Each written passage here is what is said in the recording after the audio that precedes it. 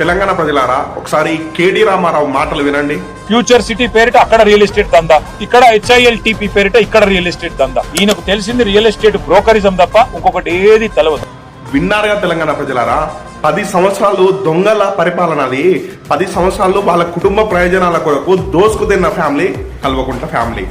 Real estate marketing ని వీళ్ళ సొంత ప్రయోజనాలకు ఉపయోగించుకొని భూముల ధరలు పెంచి వీళ్ళ కుటుంబ ఆస్తులు పెంచుకున్న దొంగ ఫ్యామిలీ ఈ కల్వకుంట్ల ఫ్యామిలీ. ఇవాళ సిగ్గు లేకుండా ఈ కేడి రామారావు మాటలు మాట్లాడుతున్నాడే. తెలంగాణ అభివృద్ధి ముందంజలో నడిస్తే నీ కళ్ళు ఎందుకు ఓరవట్లేవు? సీఎం రేవంత్ రెడ్డి గారు గ్లోబల్ సమ్మిట్ పేరుతోటి తెలంగాణని ముందంజలో దేశాలతో పోటీ పడే విధంగా మన తెలంగాణని ముందంజ అభివృద్ధి పథకాల్లో నడిపియాలని చూస్తుంటే ఎందుకు అంత కళ్ళకుట్ల?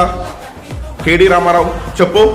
ప్రజలు తెలంగాణ అభివృద్ధి ముందంజలో నడిస్తే నీకు నచ్చలా? తెలంగాణ అభివృద్ధి